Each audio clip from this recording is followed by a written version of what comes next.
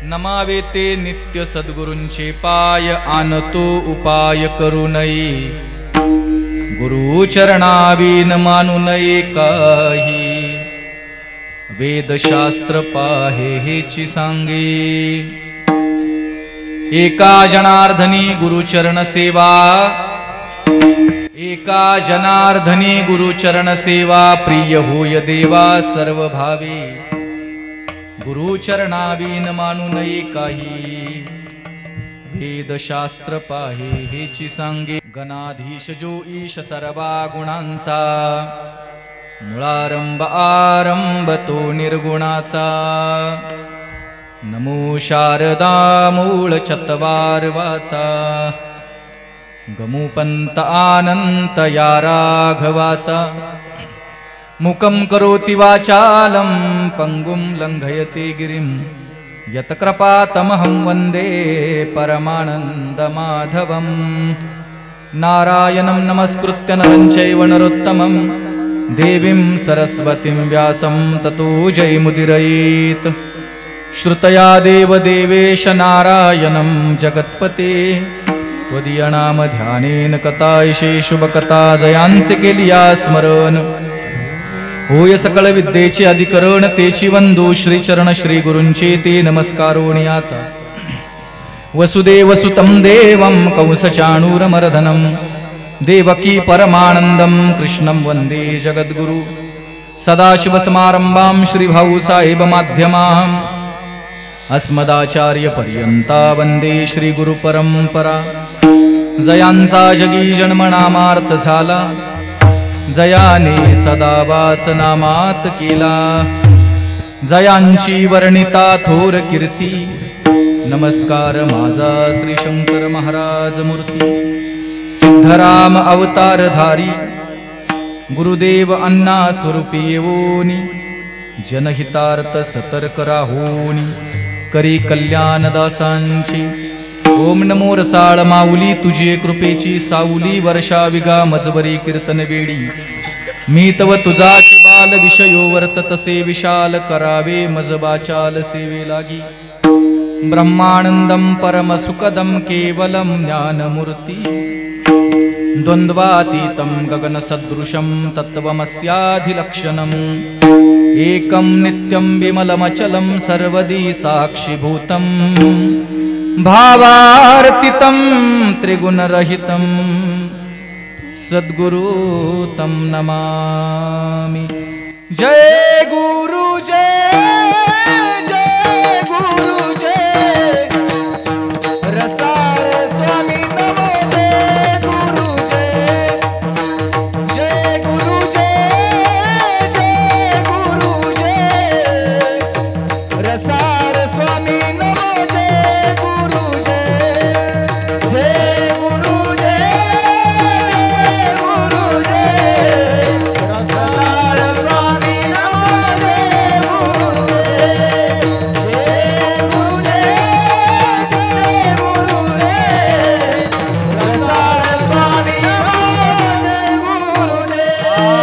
रसाळ स्वामी नमो जय गुरु जय, रसाळ स्वामी नमो जय गुरु जय, रसाळ स्वामी नमो जय गुरु जय, रसाळ स्वामी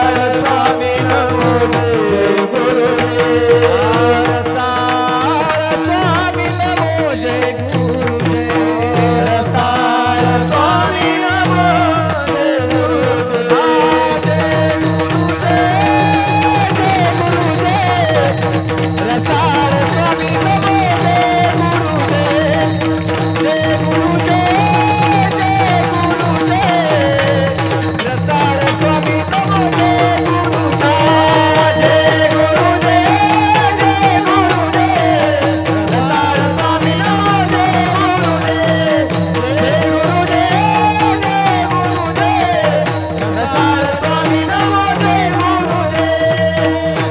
ब्रह्मा करू प्रथम म्हणाड, दुसरे चरण संतांचिया, त्यांच्या कृपादाने कथेचा विस्तारू, बाबाजी सद्गुरुदास तुका श्री संतांच्या माता चरणावरी, साष्टांग हे करी दंडवत, विश्रांती पावलू सांभाळा, उत्तरी वाढली अंतरी प्रेमसुख, ओम नमो ज्ञानेश्वरा करुणाकरा दयाळा, तुमचा अनुग्रह लादलो पावन झालो चराचरी, घ्यावी घ्यावी माझी सेवा,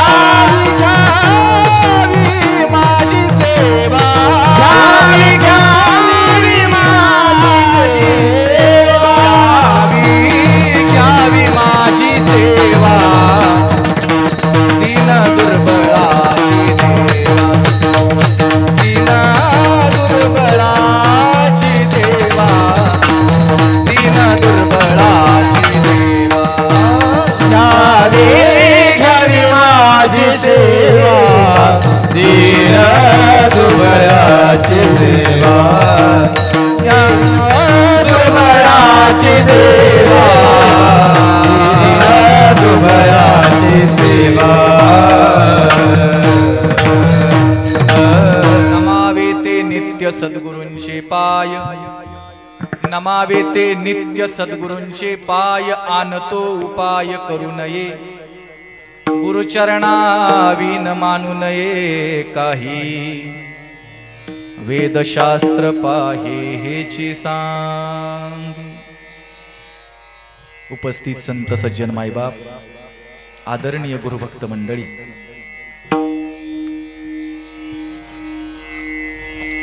वैभवशाली इंचगिरी रसाळ संप्रदायाचे आराध्य दैवत परम आदरणीय वंदनीय पूजनीय प्रातस्मरणीय ब्रह्मनिष्ठ संत तुम्हा सर्वांचं श्रद्धास्थान राजाधिराज समर्थ सद्गुरु गुरुदेव दादांच्या तुम्हा सर्वांच्या उपासनेचा मुख्य श्वास परम आदरणीय वंदनीय पूजनीय प्रातस्मरणीय श्रोत्रिय ब्रह्मनिष्ठ संत राजाधिराज समर्थ सद्गुरु गुरुदेव अण्णांच्या पवित्र चरण कमलावरती शिरसाष्टांग दंडवत करतो। प्रतिवर्षीप्रमाणे गुरुदेवांच्या मंगलमय सानिध्यात समर्थ गुरुदेवांच्या दिव्य मार्गदर्शनामध्ये आणि समर्थ गुरुदेवांच्या दुर्लभ अशा सानिध्यामध्ये या परकंदी गावामध्ये हर्षयुक्त अंतकरणाने संपन्न होत असणारा हा गुरुनाम सप्ताह आणि अशा या गुरुनाम सप्ताहामधील आजची प्रथम दिवसाची कीर्तनरूपी सेवा समर्थांच्या चरणकमलावरती समर्पित करण्याची संधी समर्थांच्याच कृपेनं प्राप्त झालेली आहे। विठ्ठला विठ्ठला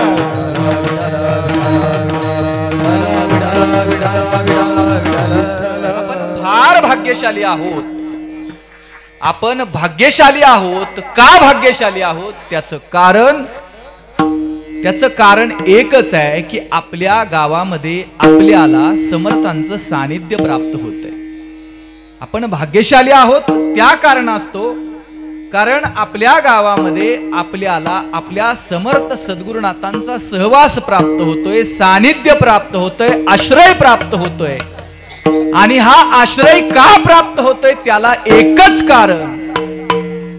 कारण एवढंच आहे की आपण आपल्या सद्गुरुनाथांच्या चरण कमलावरती जी भक्ती समर्पित करतोय, आपण आपल्या समर्थांच्या चरणावर जी भाव समर्पित करतोय, जी श्रद्धा समर्पित करतोय, जी निष्ठा समर्पित करतोय, जो विश्वास समर्पित करतोय, त्या श्रद्धेला, त्या विश्वासाला, त्या भक्तीला, त्या माझेपणाला, त्या आत्मीयतेला वशीभूत होऊन आपल्याला त्यांचं सानिध्य प्राप्त होतंय। विठ्ठला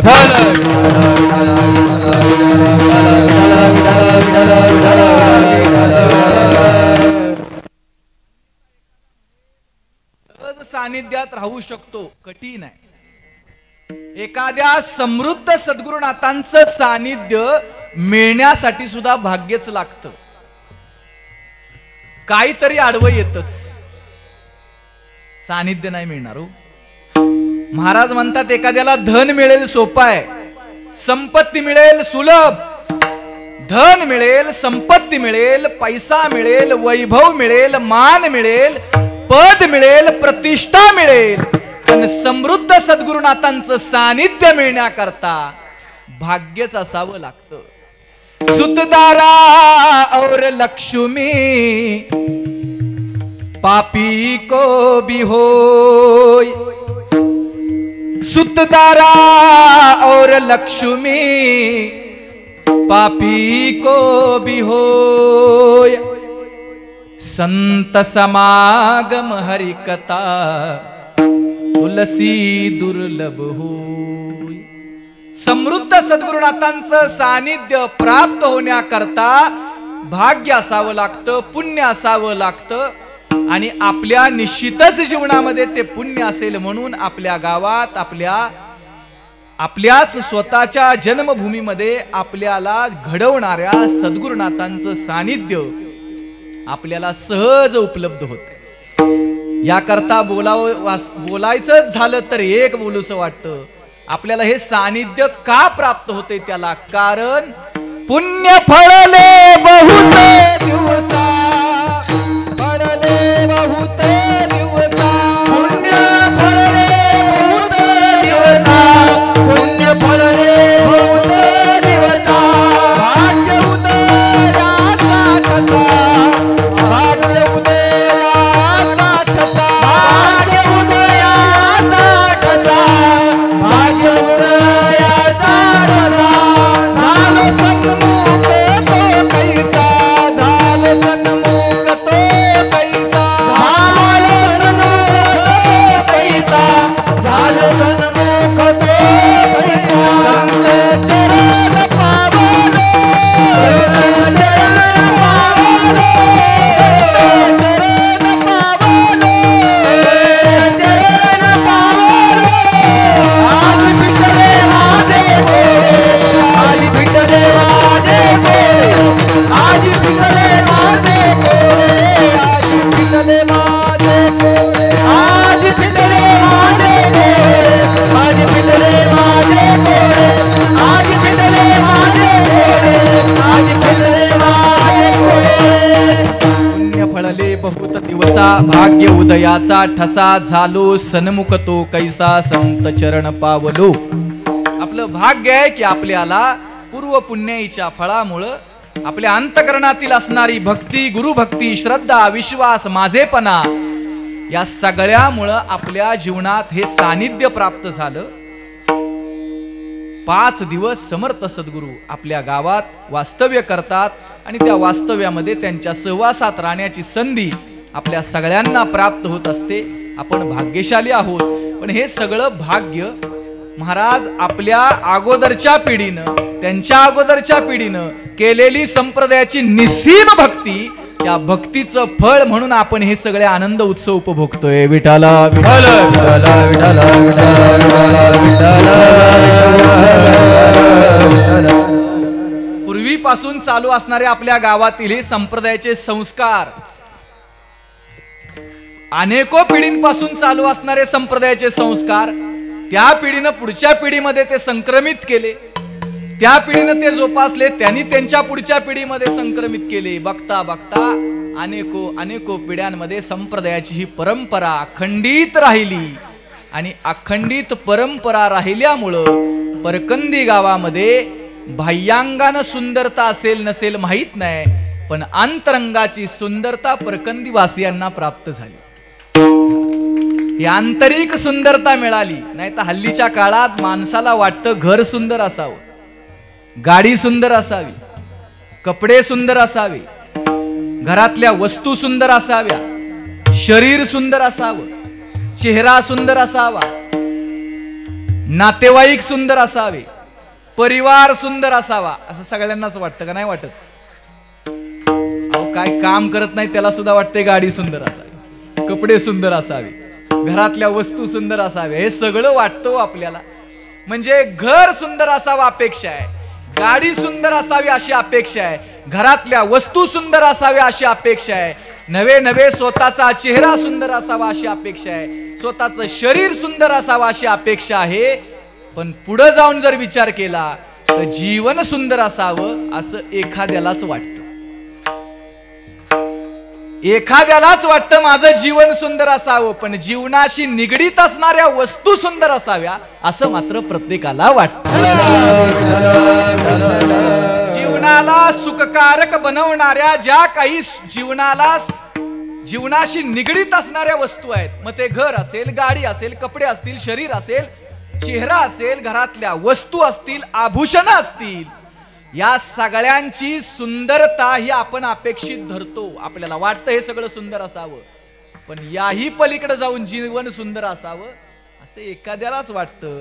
आणि ज्याला वाटलं जीवन सुंदर असावं, ज्या व्यक्तीला असं वाटलं माझं जीवन सुंदर असावं, त्या व्यक्तीनं संप्रदायाची सानिध्य पत्करलं, त्या व्यक्तीनं संप्रदायाची कास धरली, त्या व्यक्तीनं समर्थांच्या सानिध्यामध्ये आपलं आयुष्य खर्च केलं आणि ते आयुष्य पिढ्यानपिढ्या खर्च केल्यामुळं परकंदीवासियांच्या जीवनामध्ये सुंदरता प्राप्त झाली। आज आपल्या गावातला एखादा कुणीही गुरुभक्त घ्या, कुणीही गुरुभक्त घ्या, त्या प्रत्येक गुरुभक्ताच्या चेहऱ्याकडे बघितलं तर त्याला असं वाटतं माझं जीवन हे माझं नसून हे समर्थांनी दिलेली देण आहे। कारण आपलं जीवन होतच हो, आपल्याला जीवन मिळालं होतं, पण ते जीवन जे मिळालं होतं ना ते कुठंतरी व्यसनाधीन होतं, कुठंतरी गुटख्याच्या पुड्या फोडणारं जीवन होतं, कुठंतरी जुगार खेळणारं जीवन होतं, कुठंतरी दारू पिणारं जीवन होतं, कुठंतरी बोंबलत फिरणारं जीवन होतं, ज्या जीवनाला दिशा नाही, ज्या जीवनाला ध्येय नाही, ज्या जीवनाला उद्देश नाही, असं जीवन जगत होतो।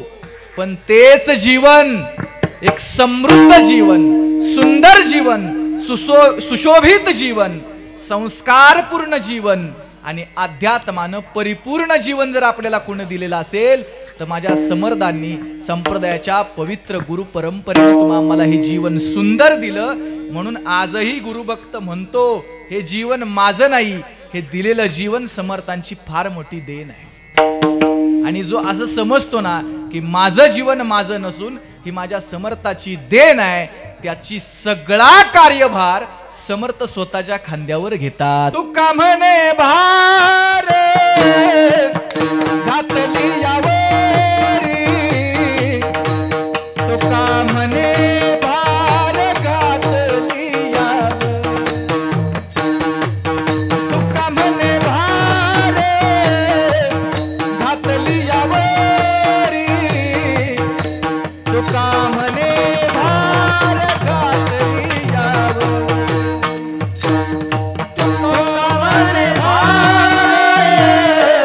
घातली यावरी, तुका म्हणे भार घातली यावरी, तुका म्हणे भार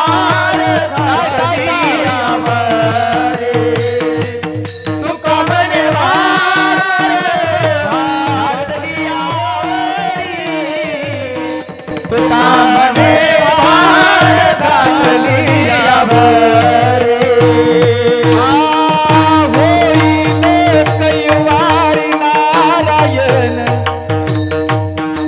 होईल कैवारी नारायण, होईल कैवारी नारायण, होईल कैवारी नारायण, होईल कैवारी नारायण। तुका म्हणे भार घातली यावरी, तुका म्हणे भार घातली यावरी,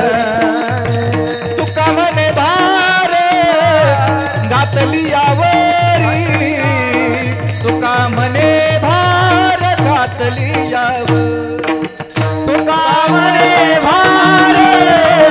घातली यावरी, तुका म्हणे भार घातली यावरी, तुका म्हणे भार घातली यावरी, तुका म्हणे भार घातली यावरी, तुका म्हणे भार घातली यावरी, तुका म्हणे भार घातली यावरी, होईल कैवारी नारायण। ज्या निष्ठावंत गुरुभक्ताच्या अंतकरणातील हे उद्गार बाहेर पडतात की हे जीवन मला प्राप्त झालेलं आहे, पण त्या जीवनाला सुशोभित ज्यांनी केलं, त्याला सुसंस्कारित ज्यांनी केलं, त्याला अध्यात्म पथावरती ज्यांनी प्रदर्शित केलं, असे समर्थ मला प्राप्त झाले, हे जीवन खरं तर त्यांचं आहे, ही त्यांची देण आहे। आणि अशी भावना ज्याच्या अंतकरणातनं बाहेर पडते त्याच्या जीवनाचा सगळा भार ते उचलतात। तुका म्हणे भार घातली यावरी, होईल कैवारी नारायण, ते भार उचलतात। पण जास्त कशाला बोलायला पाहिजे महाराज? आम्ही इथं उभं राहून बोलतो ना, आम्ही जर म्हणायला लागलो की आम्हीच बोलतो, आम्ही काय म्हणायला लागलो आम्हीच बोलतो, तर आमचं बोलणंच बंद होईल। वस्तुस्थिती आहे, बोलू शकत नाही आम्ही महाराज, बोलू शकत नाही। कारण का? शिकविता धनी बोलविता धनी, अहो ते आहे तो। आणि म्हणून पहा, जो उभा राहून बोलतो, गुरु अधिष्ठानाचं स्मरण ज्यानं नाही केलं त्याच्या वाणीतनं शब्द नाही फुटणार। विठ्ठल विठ्ठल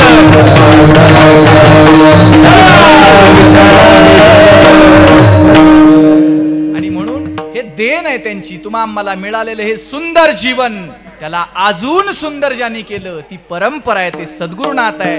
आणि म्हणून आपल्या या जीवनाला सुंदर करून, सुशोभित करून, सुसंस्कारित करून आपल्या जीवनामध्ये समर्थ गुरुदेव दादांची मूर्ती स्थापन ज्यांनी केली ते समर्थ गुरुदेवांना आहे.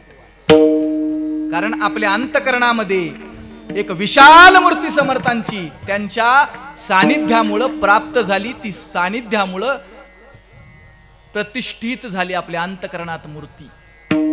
नाही तर आतापर्यंत आपण फिरत होतो खरं. एक सांगू का, सगळ्याच गुरुभक्तांना दादांचं सानिध्य मिळालं असं नाही. दादांचं सानिध्य मिळेल ते फार दुर्मिळ आणि भाग्यशालीच आहे. पण जी नवीन मंडळी आली त्या सगळ्यांनाच दादांचं सानिध्य नाही ना मिळालं. पण तरी देखील नवीन माणसाच्या हृदयात आजही दादा जुन्या माणसांच्या हृदयात जसे आहेत तसेच दादा नवीन उपासकाच्याही अंतकरणामध्ये त्याच पद्धतीनं आहेत. ह्याला कारण काय? कारण ही मूर्ती त्या पद्धतीनं स्थापन केली गुरुदेवांनी. हो, विचार करा, जर आपल्या अंतकरणामधील दादांची मूर्ती ही स्थापन केलेली आहे, त्या स्थापन केलेल्या दादांच्या मूर्तीचा विग्रहाचं साधी झलक जर लागली तर केवढा आनंद मिळेल. नुसत्या अयोध्येमध्ये राम मंदिरामध्ये प्रभू रामरायांची मूर्तीची प्राणप्रतिष्ठा झाली तर ती प्राणप्रतिष्ठा होण्याच्या अगोदर पासून अख्ख्या देशाचं वातावरण राममय झालं. राम आएंगे तो अंगना सजाऊंगी, सगळ्या माणसाच्या मनात एकच भावना. महाराज आणि राम मंदिरामध्ये मूर्ती स्थापना झाल्याबरोबर एवढं राममय वातावरण जर देशाचं होत असेल तर विचार करा, आपल्या हा मिळालेला देह ही अयोध्याच आहे आणि या अयोध्येमध्ये आपलं असणारं हृदय हे मंदिर आहे. आणि या हृदयरूपी मंदिरात आज समर्थांची मूर्ती ज्या माऊलीने आपल्या अंतकरणामध्ये स्थापित केली, त्या मूर्तीची एक झलक जरी प्राप्त झाली ना महाराज, एक झलक, तरी केवढा आनंद होईल. आणि ती मूर्ती महाराज आपल्या अंतकरणामध्ये स्थापन करण्याकरता जेवढं जमेल तेवढा पुरुषार्थ समर्थ गुरुदेवांनी केलेला आहे. विठ्ठल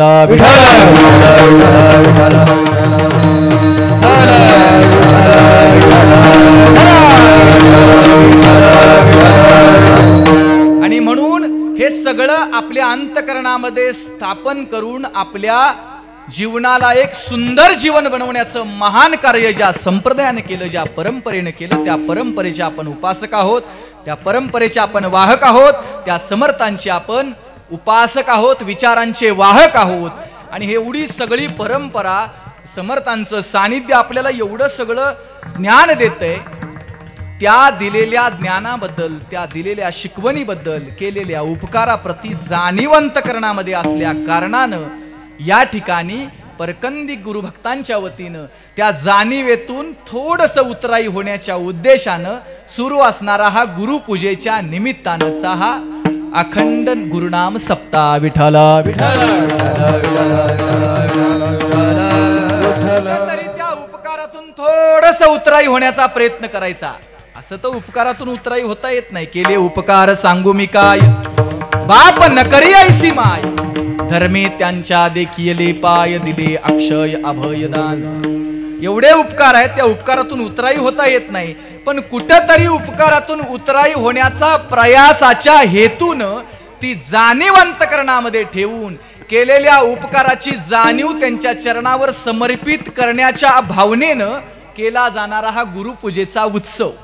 आणि या गुरुपूजेच्या उत्सवातील आजचा पहिला दिवस, त्या निमित्तानं निवडलेला अभंग पैठणचे शांतीब्रह्म, ज्यांना सकल संतांमध्ये शांत संत म्हटलं जात होतं, ज्यांना सकल संतांमध्ये श्रीमंत संत म्हटलं जात होतं, ज्यांना सकल संतांमध्ये संत ही उपाधीनं संबोधलं जात होतं, असे सकल संतांमध्ये शांत संत आणि श्रीमंत असणारे शांतीब्रह्म एकनाथ महाराज, की ज्यांनी आपल्या आयुष्यामध्ये केवळ आणि केवळ गुरुचरणा व्यतिरिक्त दुसरं कोणतंही दैवत मानलं नाही. नवे आपल्या गुरुचरणांवरती असणारी जी निष्ठा आहे ती निष्ठा या अभंगाच्या माध्यमातून नाथराया प्रतिपादित करतात. अख्खं आयुष्यभर केवळ आणि केवळ गुरुचरणावर आपलं आयुष्य समर्पित करणारे नाथराया आणि त्या नाथरायाने आपलं अख्खं आयुष्य गुरुचरणावर समर्पित केल्यामुळं, गुरुचरणाची भक्ती निस्सीम भावानं केल्यामुळं साक्षात भगवान परमात्मा सुद्धा, दत्तराया सुद्धा त्यांच्या दरवाजामध्ये चोपदार म्हणून उभे राहतात. त्यांनी केलेल्या गुरुभक्तीची निष्ठा असल्या कारणानं निस्सीम एकविध भावानं केलेल्या गुरुपूजेच्या, गुरु उपासनेच्या मुळे साक्षात भगवान परमात्मा सुद्धा त्यांच्या घरात पाणी भरतो. कावडीने पाणी ज्या घरी चक्र पाणी पाणी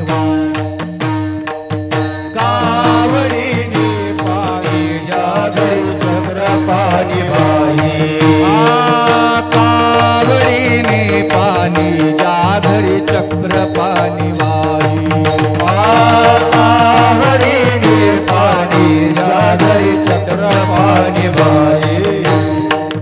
अनन्य भक्ती भावी निळावंदित से पाये, अनन्य भक्ती भावी निळावंदित से पाये.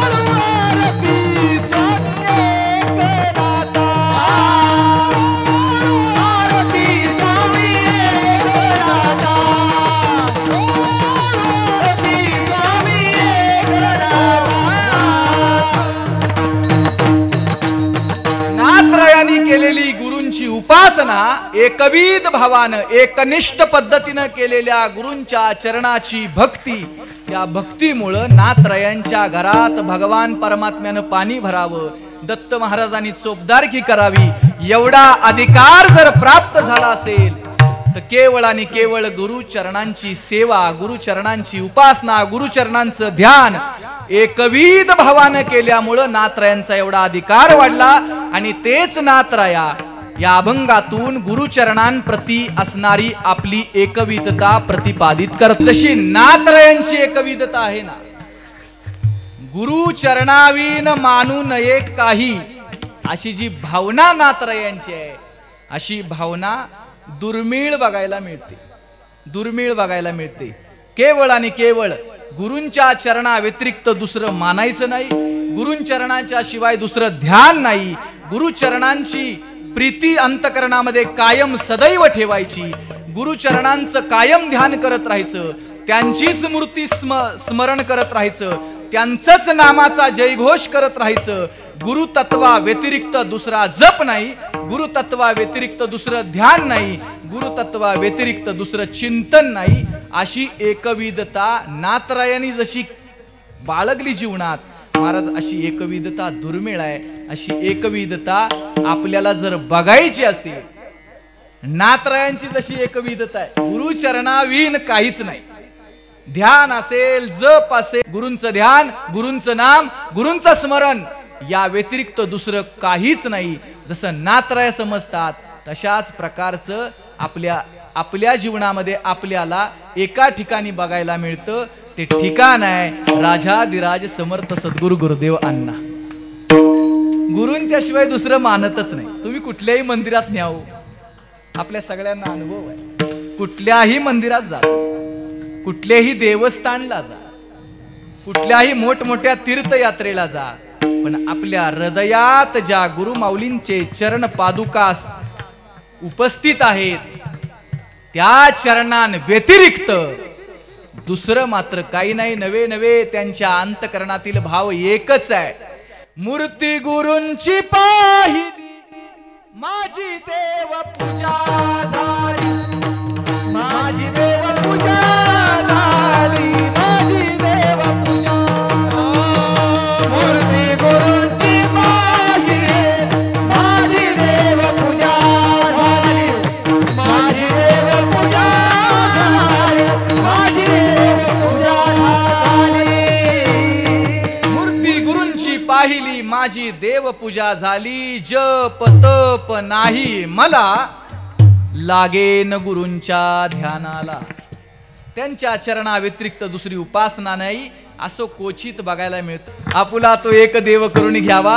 महाराज, आपण एकनिष्ठता जोपर्यंत जीवनामध्ये घटित होत नाही तोपर्यंत कोणतीही देवता आपलं कामच करू शकत नाही. इंचगिरी रसाळ संप्रदायातला गुरुभक्त मात्र असा आहे, 50 देवाच्या माग लागत नाही. एकविध आम्ही न धरू पालट, एकविध आम्ही न धरू पालट, एकविध आम्ही न धरू पालट, एकविध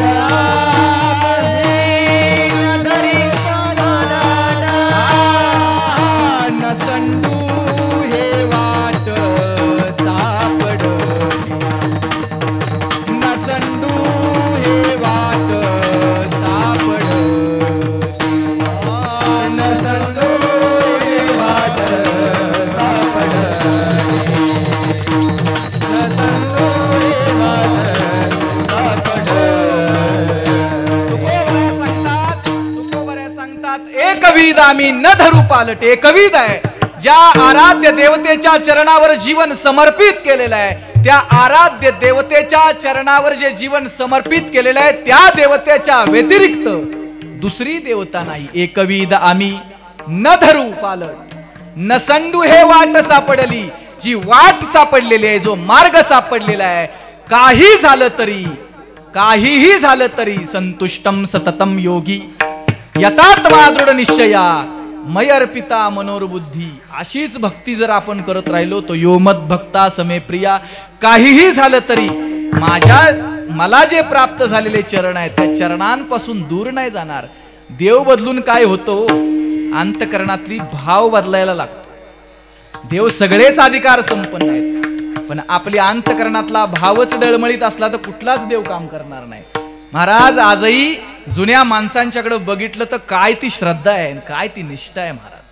आणि खरं सांगू का, मी अगदी याच्यामध्ये एखादा गैरसमज कर, आम्ही त्यातच आलो. मी तुम्हाला सांगतोय म्हणजे मी काय फार मोठा आहे असं काही नाही, मी तुमच्यातलाच आहे. पण एक आहे, जुन्या माणसांनी जेवढी समर्थ गुरुदेव दादांच्या चरणावर प्रेम केलं आणि प्रेम करून जेवढी निष्ठा ठेवली, जेवढी मर्यादा पाळली ना, खरं सांगू का, तेवढी मर्यादा आता नाही पाळणं होत. म्हणजे पाळत नाही आपण. दादांची काय मर्यादा लोक जुनी माणसं पाळत होती. ती जुनी माणसांच्या सानिध्यात बसलं तर जुनी माणसांच्या सानिध्यात दुसरा विषय नाही. काय दुसरा विषय नाही दादांच्या व्यतिरिक्त दुसरा विषय नसायचा माणसांच्या सानिध्यात. बस दादांनी केलेली शिकवण, त्यांचे अनुभव, त्यांचं सांगणं, त्यांचं ते सगळं नुसतं दादांच्या वरच बोलणं असतं जुन्या माणसांचं. आता आपण आपल्याकडे बघायचं, आपण आपल्यात बसायला लागलो ना, आपण महाराजांच्या बद्दल नाही बोलत, संप्रदायाबद्दल नाही बोलत, बोलतोय ना ते काय बोलतोय ते न बोलण्यासारखंच आहे. खरं सांगू का, जुन्या माणसांनी लय मोठी मर्यादा पाळली, आता नाही मर्यादा पाळत. आपण काय मर्यादा पाळतोय? आपण मर्यादाच पाळत नाही. मी त्यातच आहे बरं का, मी सुद्धा त्यातच आहे. नाही तुम्ही म्हणाल मर्यादा मर्यादा बोलते, हे कधी पाळतोय मर्यादा? आम्ही तरी कशाची मर्यादा पाळतोय? मागवारी आली की आम्ही घरी असतो, म्हणजे आमची ही मर्यादा, म्हणजे आम्हालाही अधिकार नाही मर्यादेबद्दल बोलायचा. आपण एक सांगू का, नाही मर्यादा पाळत आपण महाराज.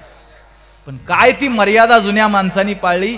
टाळ वाजवायला येत नाही, गाता येत नाही, बोलता येत नाही, अभंग पाठ नाही, पण श्रद्धेच्या बाबतीत कीर्तनकाराला गप्प बसवतील एवढी जबरदस्त श्रद्धा. सानिध्यात गेलं तरी नुसता आनंद मिळतो, ते ऐकून आनंद मिळतो. त्यांना असं काहीतरी गुपित धन मिळालेलं असतं, जणू काही त्या धनाच्या बळावर अख्खा आयुष्य आनंदात जगतात. अख्खा आयुष्य नुसता प्रत्येक क्षण त्यांचा आनंदात जातो. का?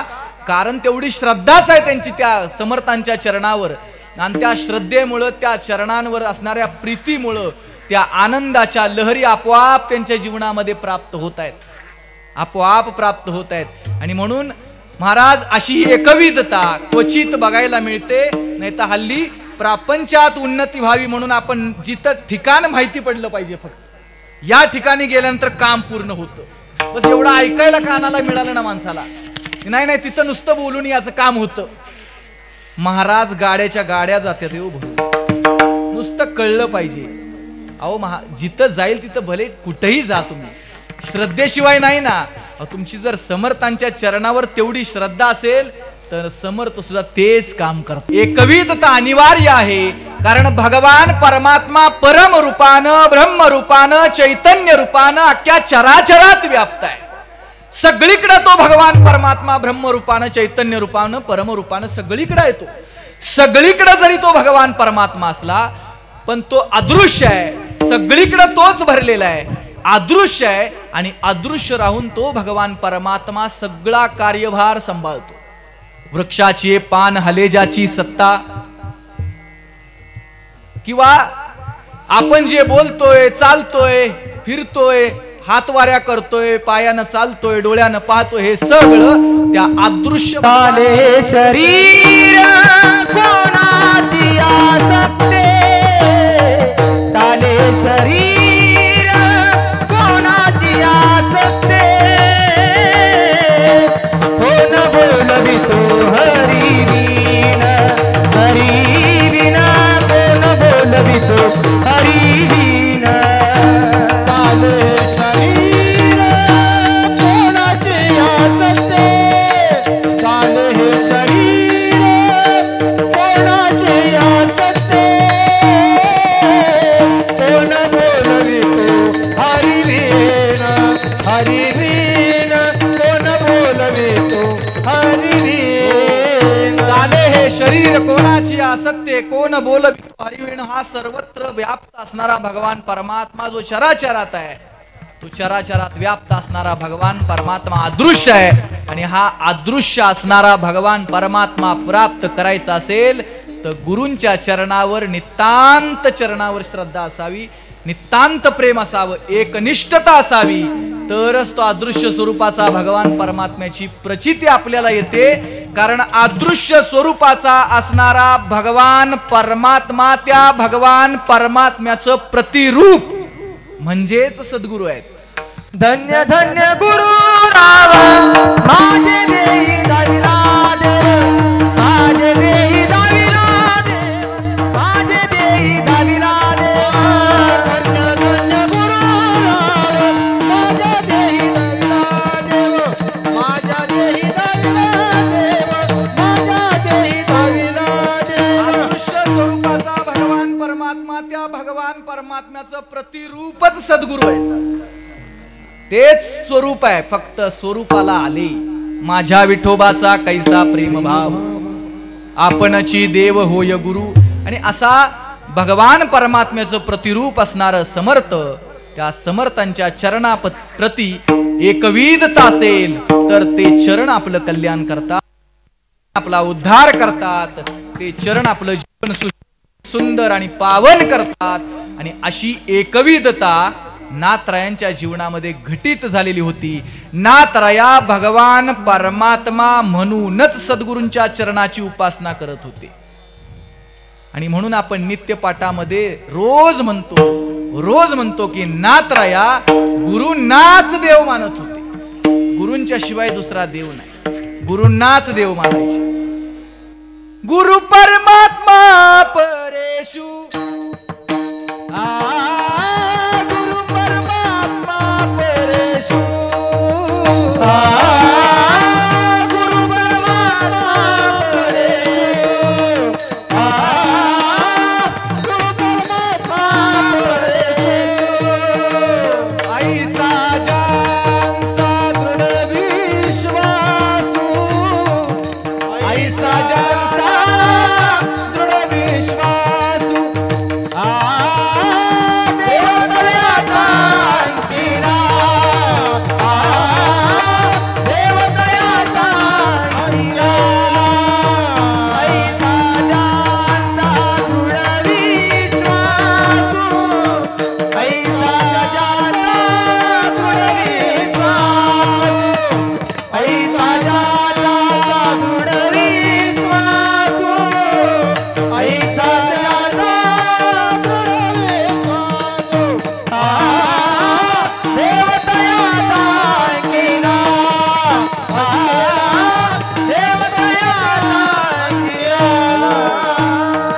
नाथराया सद्गुरूंनाच देव मानत होते आणि ते नाथराया आपल्या असणारी अनन्यता, एकनिष्ठता, एकविधता जी गुरुचरण प्रति आहे ती अभंगाच्या प्रथम चरण. नमावे ते नित्य सद्गुरूचे पाय, नमावे ते नित्य सद्गुरूचे पाय, नमावे ते नित्य सद्गुरूचे पाय, नमावे ते नित्य सद्गुरूचे पाय, नमावे ते नित्य सद्गुरूचे पाय, नमावे ते नित्य सद्गुरूचे पाय, नमावे ते नित्य सद्गुरूचे पाय, नमावे ते नित्य सद्गुरूचे पाय, आणतो पाय करुणाये, आणतो पाय करुणाये, गुरुचरण विना मानुनाये नाही, गुरुचरण विना मानुनाये नाही, गुरुचरण विना मानुनाये नाही, गुरुचरण विना मानुनाये नाही.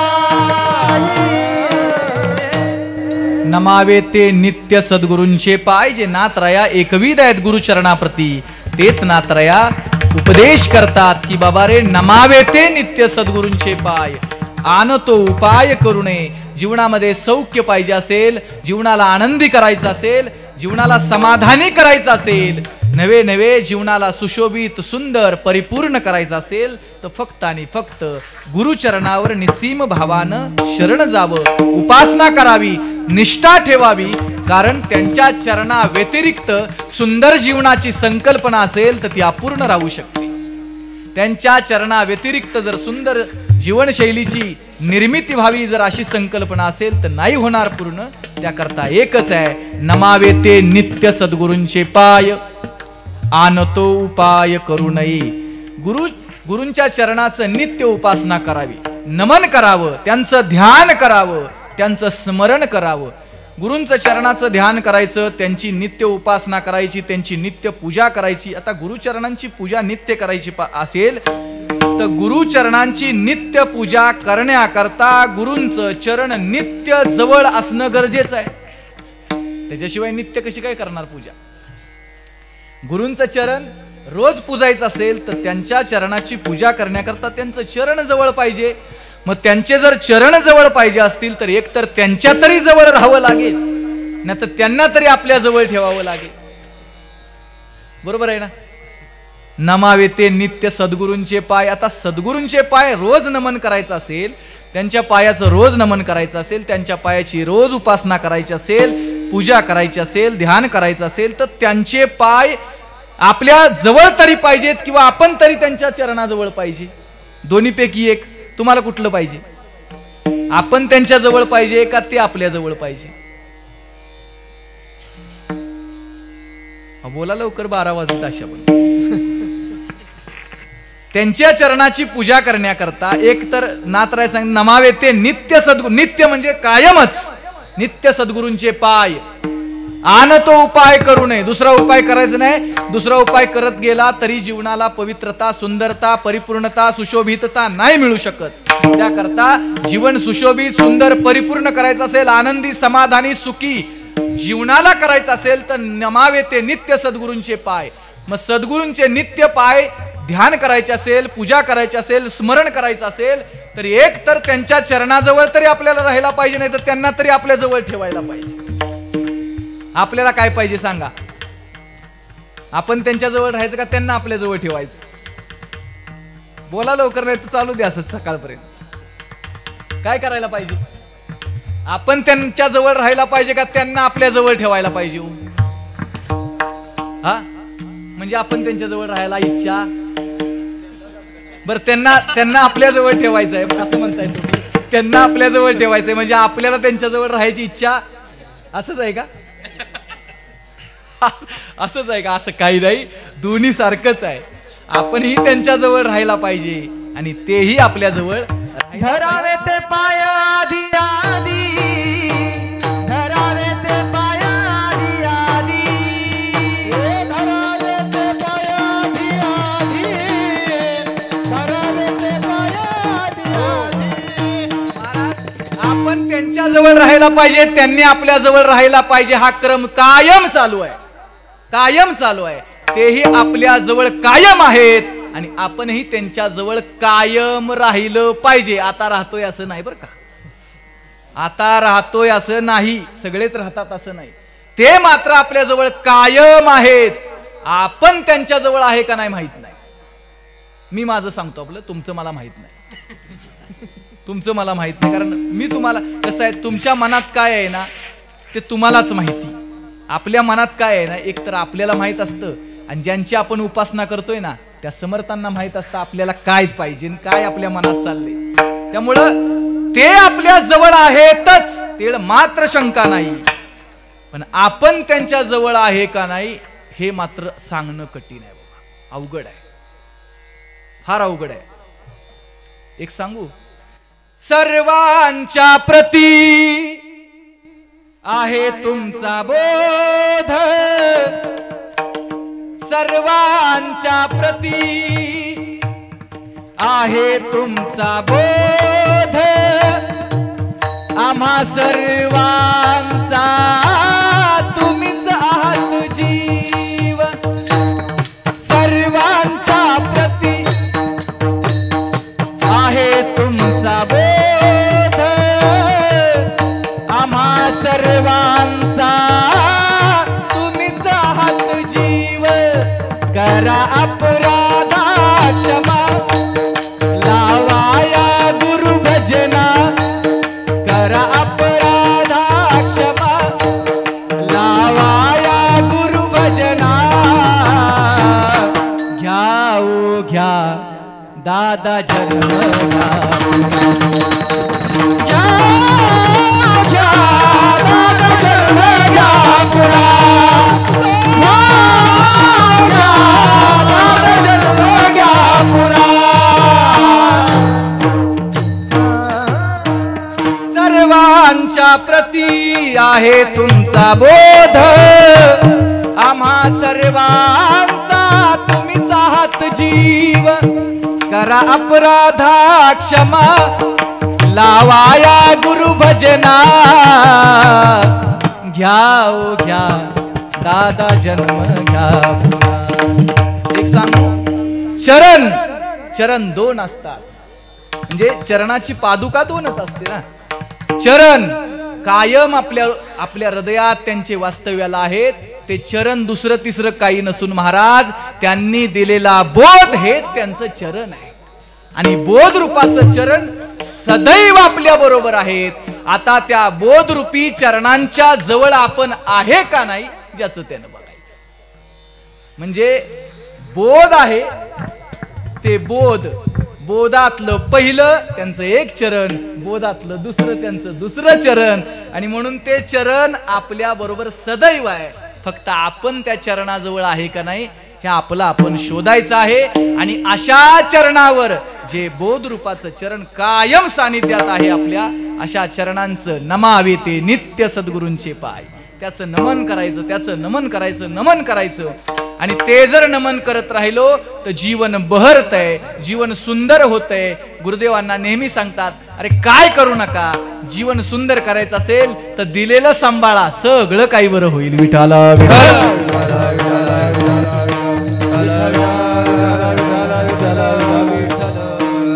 म्हणून नाथराय सांगतात, नमावे ते नित्य सद्गुरूंचे पाय. त्यांचे पाय म्हणजे त्यांनी दिलेला बोध आहे, त्यांनी दिलेलं नाम आहे. त्या नामामध्ये अखंड स्मरण करत राहणं, त्यांचं जप, त्यांचं ध्यान, त्यांचंच चिंतन हेच त्यांचं नमन आहे. ते नमन नित्य करत राहिलं तर जीवन सुंदर होतं. म्हणून नाथराय सांगतात, नमावे ते नित्य सद्गुरूंचे पाय. आन तो उपाय करू नये, दुसऱ्या उपायाच्या भानगडीत न पडता केवळ आणि केवळ नित्य सद्गुरूंच्या चरणाची सेवा, सद्गुरूंच्या चरणाची उपासना करत राहावं. याला काय पुरावा आहे का? नाथराय त्याचा पुरावा अभंगाच्या दुसऱ्या चरणामध्ये. गुरु चरणाविन मानून हे काही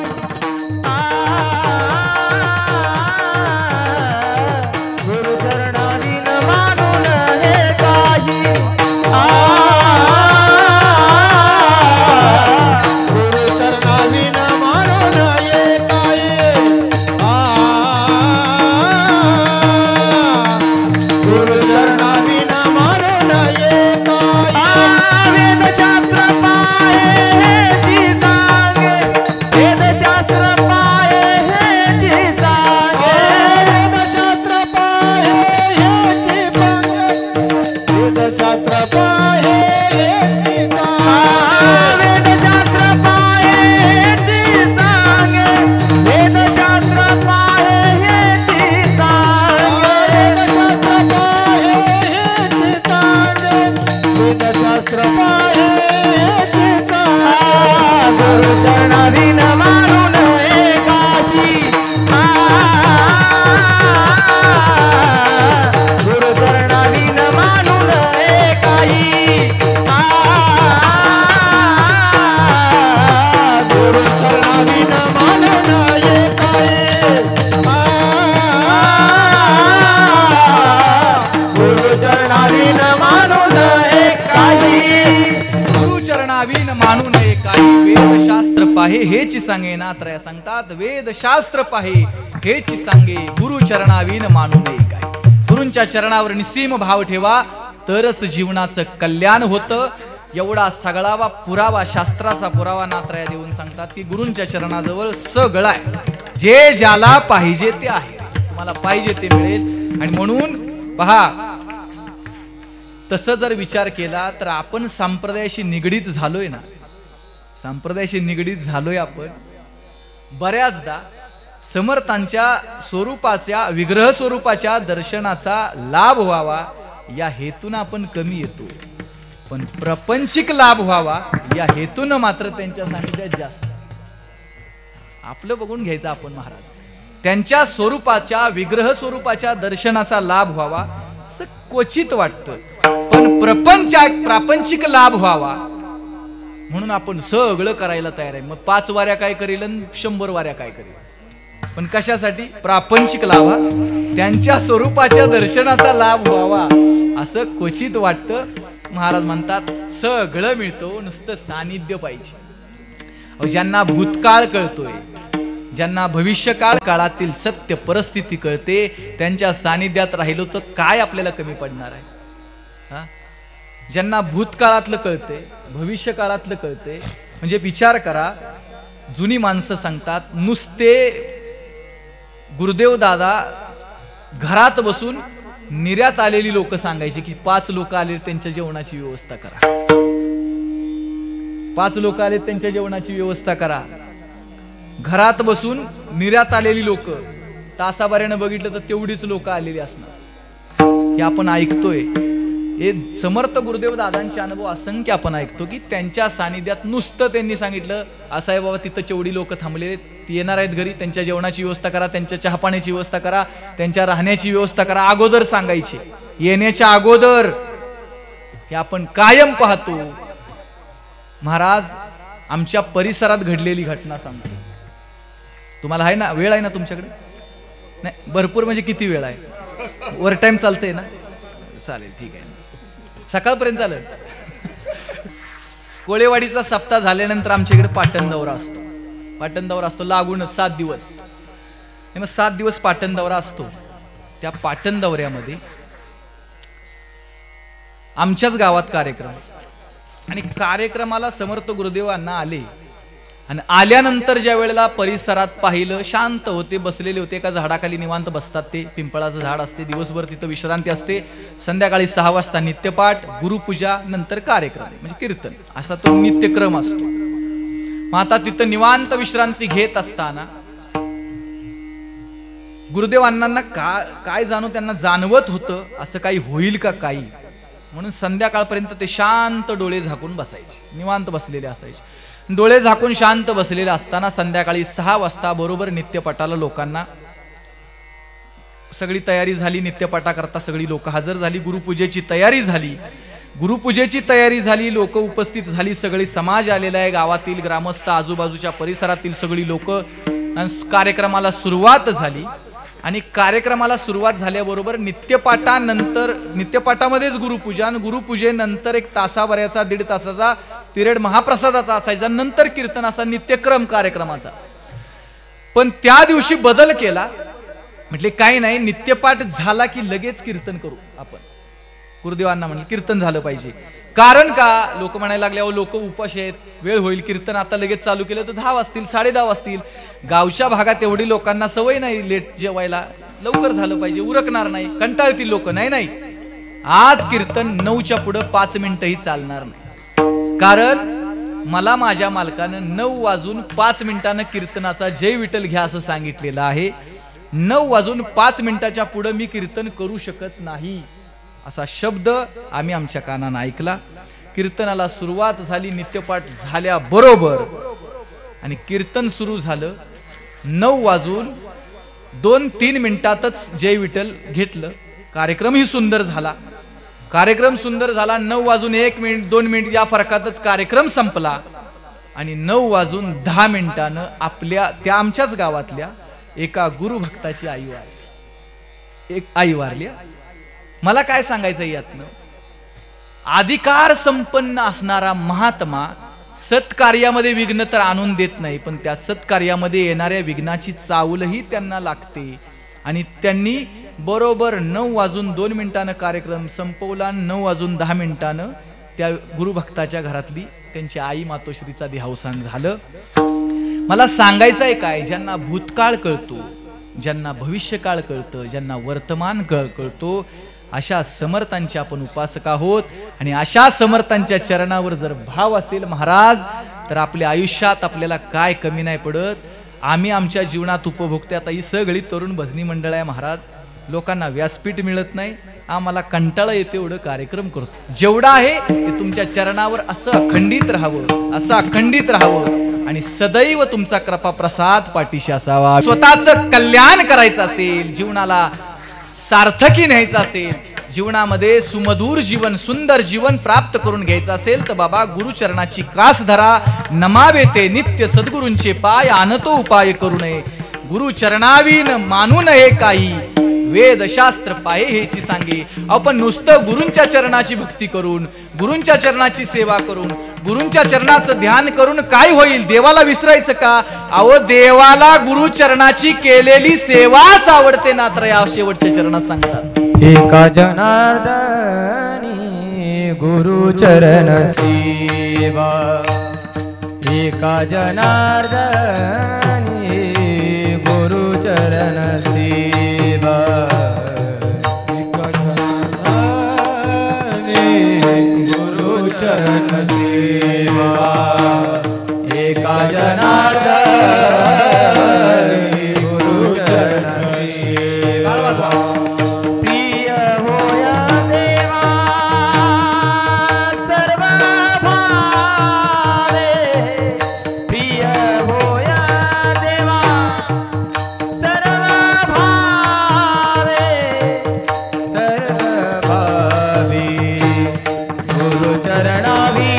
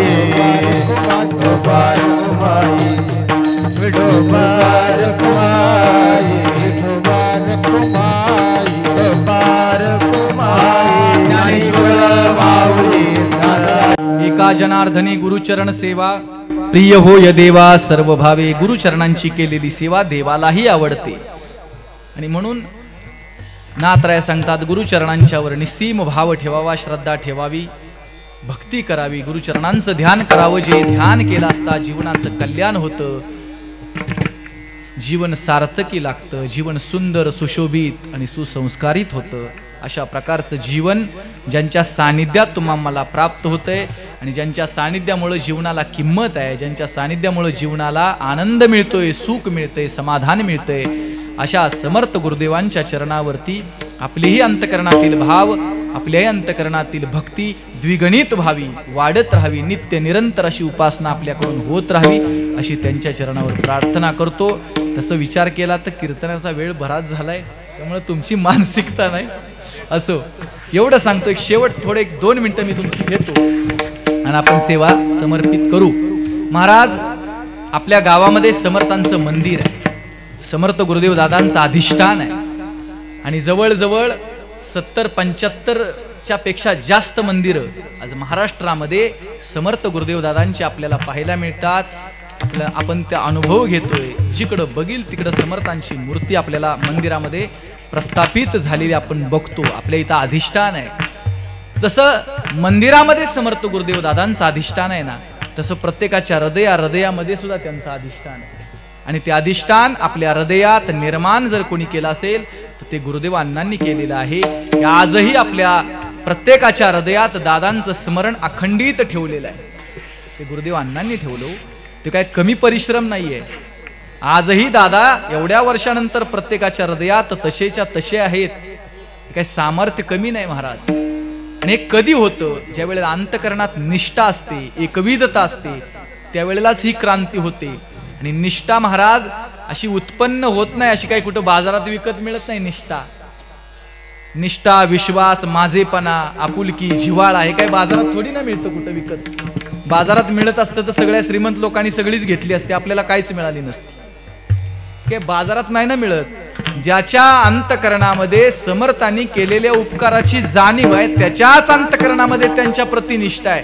त्यांच्या शिकवणीची, त्यांच्या संस्काराची, त्यांनी दिलेले जे धडे आहेत, त्यांनी दिलेले ज्या सवयी चांगल्या आहेत, त्यांनी दिलेले जे चांगले विचार आहेत, या सगळ्यांची जी जाणीव आहे ना आपल्या अंतकरणात, ती जाणीव जर असेल तर आपल्यामध्ये निष्ठा निर्माण होईल. पण जाणीवच नसेल, केलेल्या उपकाराबद्दल जाणीवच नसेल, त्यांनी दिलेल्या संस्काराप्रती जाणीवच नसेल तर ती निष्ठा उत्पन्न होत नाही. पण ज्याच्या मनात ती जाणीव आहे, त्याच्या मनात ती निष्ठा उत्पन्न होते. ज्याच्या मनात ती निष्ठा आहे ना, त्याच्या हृदयात कायम त्यांचं अधिष्ठान आहे, कायम अधिष्ठान आहे. आणि म्हणून महाराज पहा, जसं आज प्रत्येकाच्या हृदयात गुरुदेव दादांची एक मूर्ती विराजमान आहे ना, शिवकाळामध्ये आपण जाऊ, शिवकाळामध्ये जर पाहिलं महाराज तर छत्रपती शिवाजी महाराज दक्षिण दिग्विजयाच्या निमित्तानं आंध्र प्रदेशला गेले. चालेल ना बाबा, जमतं बरं का थोडंफार. दक्षिण दिग्विजयाच्या निमित्तानं छत्रपती शिवाजी महाराज आंध्र प्रदेशला गेले आणि आंध्र प्रदेशला जाऊन छत्रपती शिवाजी महाराजांनी आंध्रातल्या त्या श्रीशैल मल्लिकार्जुनाच्या मंदिरामध्ये महाराजांनी दर्शन घेतलं. श्रीशैल मल्लिकार्जुनाच्या मंदिरामध्ये छत्रपती शिवाजी महाराजांनी दर्शन घेतलं आणि दर्शन घेऊन छत्रपती शिवाजी महाराज मंदिराच्या बाहेर आले आणि मंदिराच्या सभोवतालचा परिसर पाहिला आणि परिसर पाहिल्यानंतर छत्रपती शिवाजी महाराजांच्या निदर्शनास आलं, अरे मंदिर देखणं आहे, मंदिर सुबक आहे, मंदिर सुंदर आहे, पण या मंदिराच्या सभोवताली घाट नाहीये. मग काय करावं लागेल? नाही, घाट बांधावे लागतील. छत्रपती शिवाजी महाराजांनी आपल्या उपस्थितीमध्ये श्रीशैल मल्लिकार्जुनाच्या मंदिराचे सगळे घाट बांधून काढले. घाट बांधले. छत्रपती शिवाजी महाराजांनी असा नाही विचार केला की ते काय माझ्या मतदारसंघात येत नाही, तर ते मंदिर आंध्रातलं आहे, महाराज महाराष्ट्रातले. महाराजांनी असा नाही विचार केला, नाही, बांधून काढले, घाट बांधून काढले आणि काही दिवस आंध्रातल्या श्रीशैल मल्लिकार्जुनाच्या मंदिराच्या सभोवतालीच महाराजांनी विश्रांती घेतली, निवांत राहिले. आणि निवांत राहिल्यानंतर काही दिवसानंतर पुन्हा काही दिवसानंतर पुन्हा छत्रपती शिवाजी महाराज आंध्रातल्या त्या श्रीशैल मल्लिकार्जुनाच्या मंदिरामध्ये पुन्हा दर्शनाला गेले आणि पुन्हा दर्शन घेऊन महाराज बाहेर आले. बाहेर आल्यानंतर सहज कळसाचं दर्शन घ्यायचं म्हणून वर नजर टाकली. वर नजर टाकल्याबरोबर कळसाचं दर्शन घेतलं आणि कळसाचं दर्शन घेऊन हळूच नजर खाली फिरवताना महाराजांना मंदिराच्या चारी बाजूला असणारी ती गोपुरं दिसली. गोपुरं पाहिल्यानंतर महाराज आनंदी झाले. बघता बघता एक गोपूर पाहिलं, दुसरं गोपूर पाहिलं, तिसरं गोपूर पाहिलं आणि महाराजांना दक्षिणेच्या बाजूचं चौथं गोपूर बांधायचं अपूर्ण आहे हे निदर्शनास आलं. निदर्शनास आल्याबरोबर महाराजांनी विचार केला, अरे चौथं गोपूर मंदिराचं बांधलंच पाहिजे. महाराजांनी त्या क्षणी आंध्रातल्या मजुरांना बोलवलं आणि मजुरांना सांगितलं हे चौथं गोपूर बांधून पूर्ण करा. किती खर्च येईल? मजुरांनी खर्च सांगितला. महाराजांनी जवळचा जेवढा लागणारा खर्च होता तेवढा खर्च महाराजांनी त्यांच्या पुढे दिला आणि सांगितलं हे चौथं गोपूर बांधून पूर्ण करा. आणि छत्रपती शिवाजी महाराज स्वराज्याच्या दुसऱ्या मोहिमेकरता आंध्रातनं निघून गेले.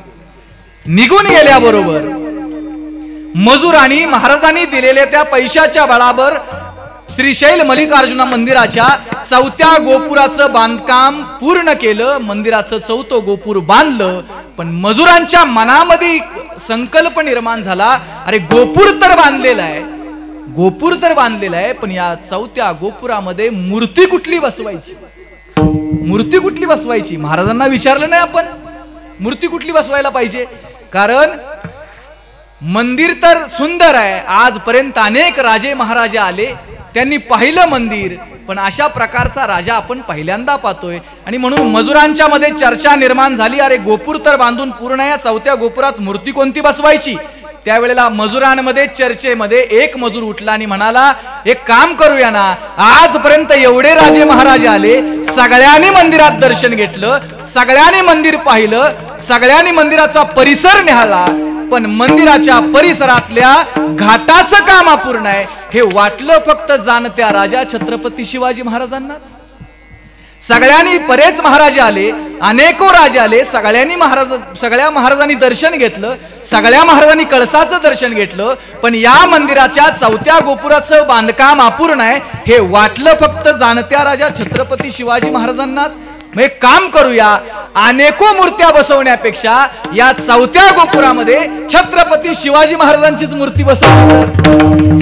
त्या आंध्रातल्या मजुरांनी संकल्प केला, वर्गणी काढली आणि त्या श्रीशैल मल्लिकार्जुनाच्या मंदिराच्या चौथ्या गोपुरामध्ये छत्रपती शिवाजी महाराजांची मूर्ती बसवली. छत्रपती शिवाजी महाराज हयात असताना महाराजांचं बनवलेलं पहिलं स्मारक आंध्रातल्या श्रीशैल मल्लिकार्जुनाच्या मंदिरातलं. आणि असा राजा तुम्हा मला प्राप्त झाला. माझी जाऊनी दिया हमें सुंदर शिवाजी राजा, माझी जाऊनी दिया हमें सुंदर शिवाजी राजा, माझी जाऊनी दिया हमें सुंदर शिवाजी राजा, माझी जाऊनी दिया हमें सुंदर शिवाजी राजा. रयतेचा हा राजा जानता राजा, रयतेचा राजा जानता राजा, रयतेचा राजा जानता राजा, रयतेचा राजा जानता राजा. माझी जाऊनी दिया हमें सुंदर शिवाजी राजा, माझी जाऊनी दिया हमें सुंदर शिवाजी राजा, माझी जाऊनी दिया हमें सुंदर शिवाजी राजा, माझी जाऊनी दिया हमें सुंदर शिवाजी राजा. हयात असेपर्यंत, हयाती नंतर तर आहेच, पण हयात असताना महाराजांची मूर्ती त्या मंदिरामध्ये स्थापन झाली. हे सगळं का? दिलेली शिकवण, दिलेली प्रेरणा, दिलेली ऊर्जा, त्यामुळं माणसाच्या मनात परिवर्तन झालं. तसं आज चराचरात जिकडं बघील तिकडं आज आपण म्हणतो 18 जिल्ह्यात इंचगिरी रसाळ संप्रदायाचे गुरु भक्त आहेत. 18 जिल्ह्यात म्हणण्यापेक्षा आता सगळीकडेच आहेत. हा, भारतात संप्रदायाचे गुरु भक्त आहेत. मग भारतात अनेकोंच्या मनात, अनेकोंच्या हृदयात महाराजांची मूर्ती, समर्थ गुरुदेव दादांची मूर्ती प्रत्येकाच्या हृदयात प्रस्थापित करण्याचं महान कार्य समर्थ गुरुदेवांनी केलं. प्रत्येकाच्या हृदय मंदिरात त्यांची मूर्ती विराजमान केली आणि त्यांची मूर्ती विराजमान करून त्या मूर्तीवर प्रेम बसवलं, श्रद्धा बसवली आपली, आणि ती श्रद्धा आपल्या अंतकरणातील जी आहे ती जर श्रद्धा त्यांच्या चरणावर समर्पित करत राहिलो, तो विश्वास समर्पित करत राहिलो, तो भाव समर्पित करत राहिलो, तर ती केलेली श्रद्धेनं उपासना, भावनेनं उपासना, ती जी केलेली भक्ती आहे ती श्रद्धायुक्त भक्ती आपल्या जीवनाचं कल्याण करते, आपल्या जीवनाची सार्थकता करते. म्हणून नाथराय सांगतात, आपल्याला प्राप्त जर गुरुचरण असतील तर नमावे ते नित्य सद्गुरूंचे पाय, आन तो उपाय करू नये, गुरुचरणावीन मानू नये काही, वेदशास्त्र पाहे हेची सांगे. अशा गुरूंच्या चरणावर आयुष्य आपलं समर्पित करावं आणि त्यांच्या चरणावर नतमस्तक होऊन त्यांच्या चरणाचं ध्यान अखंड तुमच्या माझ्या जीवनामध्ये प्राप्त होत राहावं, त्यांच्या चरणाचं सानिध्य प्राप्त होत राहावं आणि त्यांच्या चरणावर निस्सीम भावानं, श्रद्धायुक्त अंतकरणानं त्या चरणाचं ध्यान करत त्यांच्या नामस्मरणाची वृत्ती आपल्या अंतकरणाची निर्माण होत राहावी. अशा प्रकारची एक प्रार्थना समर्थ गुरुदेवांच्या चरणावरती करतो आणि कीर्तन रूपी सेवेला पूर्ण विराम देतो. झालेली सेवा माझे समर्थ सद्गुरू गुरुदेव दादांच्या पवित्र चरणावर, समर्थ गुरुदेव अण्णांच्या पवित्र चरणावरती समर्पित करतो आणि याच ठिकाणी कीर्तन रूपी सेवेला पूर्ण विराम देतो. विठ्ठल जय जय, विठ्ठल जय, विठ्ठल जय जय.